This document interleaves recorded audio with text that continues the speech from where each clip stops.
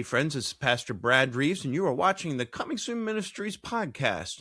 Today we have a very special guest coming from Israel who serves on the front lines of the wars that are happening all around Israel right now. And can't wait to have Chaim on with us. Before I bring him on, I want to remind you that we have the Abraham to Armageddon conference coming up August 1st in Gettysburg, Pennsylvania. Friends, this is going to be a powerful day of strong biblical teaching from some of the best voices in Bible prophecy and current events. Go to our website to find out more and get registered today. With that, I want to bring on Chaim Malespin, great guy, great brother in the Lord. He leads the Aliyah Return Center. He has a ministry called the Faithful Galileans. He serves in the IDF. He is a father and a husband and a great man of God, and I'm pleased to know him and bring him on today with us. Let's bring on Chaim. Chaim, so good to see you again, my friend from Israel. Welcome back, and tell us what's going on with you. Well, thank you for having me back on, the good doctor, Dr. Brad Reeves. I'll tell you that it has been an interesting season of trusting, learning how to trust more than ever before in times of great uncertainty. There's times of uncertainty, but then there's times in our history as a people of great uncertainty, almost like leaving Egypt. You don't know how you're going to get to the promised land, how long it's going to take. And then you have to cross the Red Sea, and then manna from heaven, and then Torah, the gospel given, the word of God given on Mount Sinai in fire and in smoke. And it's just a lot of things. And even things one could call miraculous are sustaining us in this journey for now almost 3 years. Again, as you know, and people watching may know that I do a video every single day, usually from behind enemy lines, often in Lebanon, southern Lebanon. Of course, we love the Lebanese people; they're amazing. But we are then going and removing the threat of Hezbollah that is attacking innocent people just because of their ethnicity as Jews.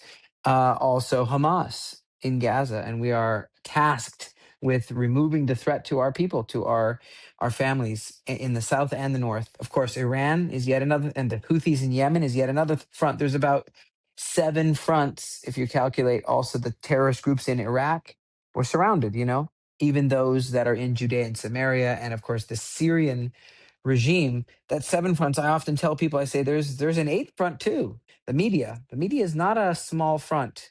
It's a real front. That's why I'm very glad to jump on this the minute I have a break from the front lines, because it's been almost 1,000 days, right? Since October 2023, the massacre on our people. And so that is why I'm glad to help to share the truth in the 8th front, because people are just being deceived. The mind can be deceived with absolute lies, and you see it on TikTok and Instagram and just straight up lies. I saw a video of someone who was circulating around Israel, of someone on a train in New York City, the great capital, the great city of New York. And someone came there and said, Jewish people are eating, children, just biting children and eating them.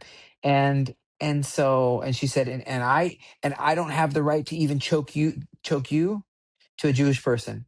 And I just was thinking, she's asking, don't I have the right to choke you in public because you are eating children? I mean, there's nothing more ridiculous in this entire planet. But they could say, hey, their intergalactic spaceships are flying and Jewish people are flying on them. There's people who could believe that, and because Jewish people are a minority, and Jewish people are a minority in the world, and there's people like the dark side of the moon, the Mariana Trench, deepest part of the ocean. People don't really know what's there, don't really know what Jewish people do on Passover, what Jesus did on Passover. What did he do on Passover? He did Passover on Passover, and that's where we get the Last Supper from. But people don't know what that's like, and therefore conspiracies just run rampant, and that is an 8th front of war, no less dangerous I would say no less dangerous in some ways than the other fronts. But the other fronts are very real too. I have to carry my shepherd staff, carry around the shepherd staff to defend the home.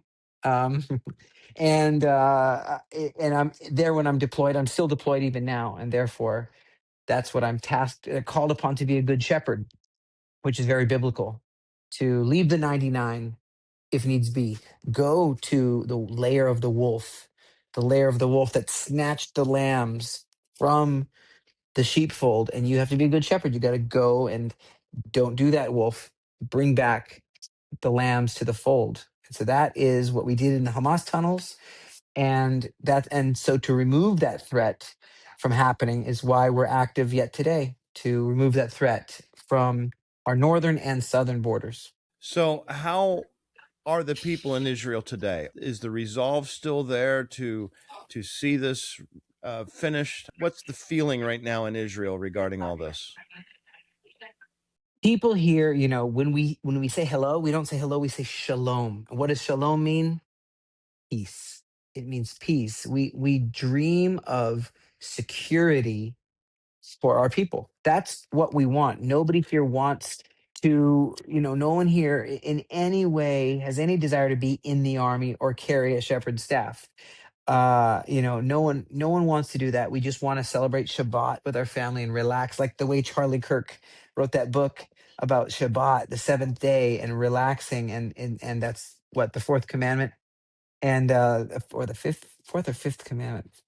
Anyway, and so it's there, and we just want to relax. We don't want to have to be inside an encampment of the enemy, of the Hezbollah, in southern Lebanon, where all these drones and all this stuff. But we got to do what we got to do, because that comes quickly to us. It does not stay over there. And I think this is one of those lies. I said there's a lot of lies that are being believed. One untruth is that if you are just good, relaxed people here in Israel, they will be good and relaxed over there in Gaza, in southern Lebanon, in Iran, and that because that's been the reality for Americans. They say, well, we are minding our own business, therefore I believe that those other ones would mind their own business and not come and attack you. Well, 7th of October proves that. I mean, that's just one example where, and then they have to make something else up. Like, well, maybe we're mean to them before that. Oh, you mean by them coming and getting jobs? They weren't getting jobs in Egypt. They were blocked with what, 4 fences? They're not allowed to go into either. We were giving them jobs. There was joint soccer tournaments. They had these fancy cars, the Gold District. They had the beautiful buildings. There were some junky areas, some nice areas. They have beachfront property, essentially a Palestinian state. For all intents and purposes, they had an area which was completely no Jewish people in there. And what did they do with that time? You can see they made tunnels, and they brought bombs and weapons and training from Iran, and came in and massacred us. So this whole perspective of, you guys just stay on your side, they stay on over there in their border, and everything will be fine. If you guys will stop interfering with their life, they won't interfere with your life. See, this is one of the worst lies that a lot of people believe. It's a complete and total falsehood. It's a false reality. What is true is there's evil teaching which says, go and dominate the entire world, including America. Go take it over. Go by the sword and conquest the infidel. That's what is the reality. And that is what has to get in there. And they think, oh, hey, Trump has just ruffled the feathers of Iran. That's why Iran is ruffled, because of Trump. No, they were making a nuclear weapon before that. They were making a nuclear weapon before Trump did anything. Before Trump was even in office, they were making a nuclear weapon. And they were making these attack tunnels in Hamas run Gaza. In Hezbollah run, they were making cross border to take hostages and to massacre. That's before, you know. And so I think people just, and I always say this, why were the Twin Towers attacked in America? Was it because America was so mistreating of Osama bin Laden, and the wealthy Osama bin Laden family, the bin Laden wealthy family, where they didn't have enough money as the Osama bin Laden family? And so that's why they just had to. I mean, they just had to attack the Twin Towers, I guess, right? No, as soon as people will recognize the reality that the Twin Towers were attacked because of a radical ideology, a mindset that they can take over through violence America, Israel, and dominate the world. So that we don't like that plan. We don't want that plan, and we'll stand up against that plan. But we're not the ones doing that. You know what happens? There's a lot of this, and I'm just going on a little bit of a rant, but I'm going to end this. Is that there's a lot of switching when a does violence and terror and colonialism. They colonialized Afghanistan, colonialized Iraq, colonialized Syria, colonialized Iran, colonialized 53 nations with by jihadism, by the sword, as per their leader. That's what he taught them. And so when they do that, they're doing that, but somehow it's pushed onto a tiny little minority called Israel, a state the size of New Jersey, the size of New Jersey, the size of what, Prince Edward Island or something in Canada, very small place. And who knows Hebrew around us? Who around us has been? We gave up Gaza, land that was won in a war they started. We gave that. We gave back the entire Sinai to Egypt in land that we won in a war that they started. So I just think that the problem though is people don't care for facts so much. They don't care for truth so much. They care for what emotionally triggers some emotional trigger, and it's even if it's a lie, they'll still jump on that and feel emotional, which is unfortunate. But we have to just keep speaking truth. We need to win the battle of the heart. The mind, people aren't really listening to facts. You know, when someone says, "Are you doing a genocide in Gaza?" Well, how come there's 2 million Arabs? Genocide means any Arab needs to be loaded up on a train and sent to a concentration camp and killed in a gas chamber. That's what happened to us when the word genocide was invented. Okay, that's it came from people, and you can't surrender and say, "I give up my weapons. I surrender my military." Hamas surrenders. Okay, no, but we couldn't surrender because when you surrender, you still have to go to the gas chamber. You see what I mean? That's what a genocide is. What they did to us. We have 2 million Arabs right here. Are they combatants? No. Are they in combat? No. There's 2 million Arabs in Judea and Samaria. Only military, or let's call it terrorists. Call it what it is. Terrorists are doing terror, and that's not allowed according to our law. Not here and not there and not anywhere. We'll go Dr. Zeus on this. Not in a car and not on a plane and not in a car and not here, not there, not anywhere. Okay. Can't do terror. So we have to stop that terror. Doesn't mean equivalent of genocide, which these lies are prevalent, and I'm sad that they are, but we are doing everything we can to move them. It's 600 trucks a day to feed them, as you know, into Gaza. You are a incredible person. I'm busy. In addition to serving in the IDF and fighting the war and going into Hmm. tunnels and disarming bombs, and you're a dad, you're a husband, and Mm. somewhere in all this you find time to lead ministry, and it's really incredible. You are running the Aliyah Return Center and the Faithful Galileans. How are things Yes. going, and what's new with that? Yeah, it is too. It used to actually, people maybe know or don't know that it used to all be one operation called the Aliyah Return Center. That was that AliyahReturnCenter.com. Aliyah spelled like the return of the Jewish people, like what I did when I was a young boy. Our family was given gold actually, and we're still given gold. Our ministry receives gold from all over the world. People come here and they take off their earrings and they will take their necklace and their ring and they say, "I want to get new wedding bands anyway."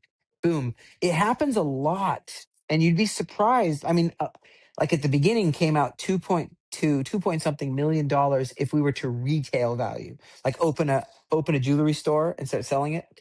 No, but melt value was a lot less, but still we were able to form these rings and give them to Holocaust survivors. Give them to Holocaust survivors. We still do this once or twice a year, and now we've been around 13 years. We had 100 in our first meeting. We have something like that every time, 50, 20, 30, whatever, each time.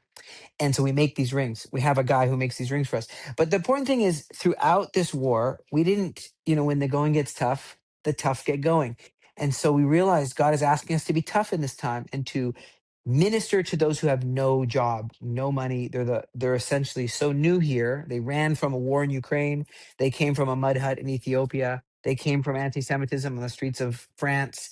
They came here, wherever, America, Canada, England, and we welcome them and we give them that free stay, that food, clothing, shelter, job training.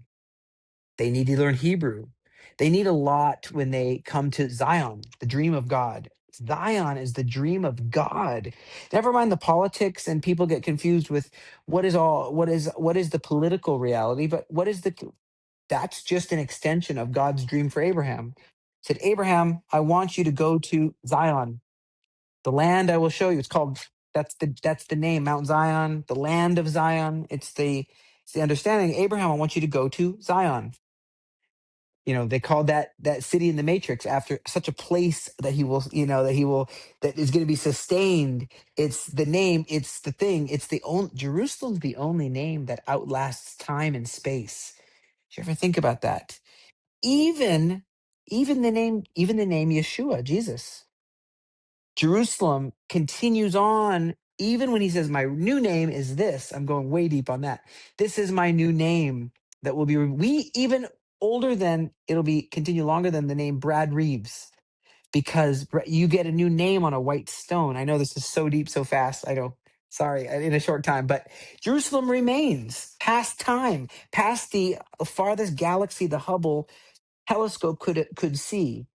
All those stars fall and Jerusalem remains. So we got to make our peace with Jerusalem, with Israel, with God's plan. And the enemy hates that, wants to nuke us from this world because of our actual genes that God had made a promise to Abraham and his descendants. Tucker Carlson might not have read that verse, or he's might be just trying to make everyone forget about these many verses. What did God say to Balaam? Was asked, can you curse these people? That's not just to Abraham. These descendants of Abraham, much later. Balaam, will you curse these descendants of Abraham, Isaac and Jacob through Isaac, not through Ishmael? There needs to be a peace between Ishmael and Isaac, but can you curse these descendants of Isaac? 12 tribes here, and Jacob, 12 tribes here, and he's like, I can't do it. God, he says, I will bless those. This is what Balaam says. Okay, Balaam in the book of Numbers 10 or something. I will bless those who bless those, and I will curse those who curse you. Same wording. How come all these years later, hey, Tucker Carlson, how come all these years later, they're saying the same thing? I thought you said it was just to Abraham, single guy, and not to his descendants. And then say, there's a lot of twisting going on a theological realm as well, not just on a physical or financial or academic, economic. There's a lot in this battlefield, and we got to be strong. We got to be tough. Just to answer you, you asked, how's it going with the Aliyah Return Center? Well, people are still helping the immigrants because that is God's covenant. And so we're helping them, getting them established, food, clothing, shelter. And in the other charity, the Faithful Galileans, people are still coming from all over the world, and they're living in the ministry center, and they are being trained as leaders, and they're living their life, and they have these nice rooms and nice facilities, all been renovated, all from donations, while the war is going on, while the missiles are in the sky. The workers like Nehemiah and Ezra working, they had one hand on the working tool, one hand on the sword. And we should always have our one hand on the Bible, sword of the Spirit, word of God. And so that's what we've been doing. So to answer you, is both are moving forward powerfully, and we really need your help to fill up the next teams once Trump and once U.S. and Israel are able to see the enemies take some time off. I always say it'd be so great if some of the enemies of Israel would say, today we want to go and have, let's say, a restaurant dinner. Would you guys like restaurant? Restaurant? Oh no, jihad. Jihad. No, no, no. Why don't we do something else for a while? That would be great. And if they choose to do something else, well, then there'll be some peace. I so appreciate what you're doing. You're bringing Jewish people from all over the world back into the land, and it's fulfilling prophecy today, as where God promised that He would bring everybody back from the four corners of the earth. So keep up the good work. People can find you on YouTube, right? You have the Aliyah Return Yes. Center. You have the Faithful Galileans. You provide daily Yes. updates from the front lines of Yes. what's going on in Israel's Yes. war against terror.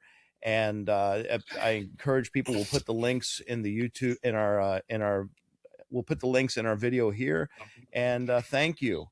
Thank you for being a Yes. voice. And we need that. And anyone who wants to get the Aliyah scriptures, I'm glad to send them. They just go to the website. You can go to Chaim Malespin, like my name.com, and just write, I'd like to get the Aliyah scriptures. I'd love to send a collection because people didn't learn it in Sunday school or Sunday service often. And I'd be glad to send that collection of Aliyah scriptures. Awesome. Well, Chaim Malespin, thank you for coming on, and we pray for you and your safety, and we continue to pray for Israel and the peace of Jerusalem. We love you, and we'll talk again soon. Thank you so very much. We'll talk soon. Thank you.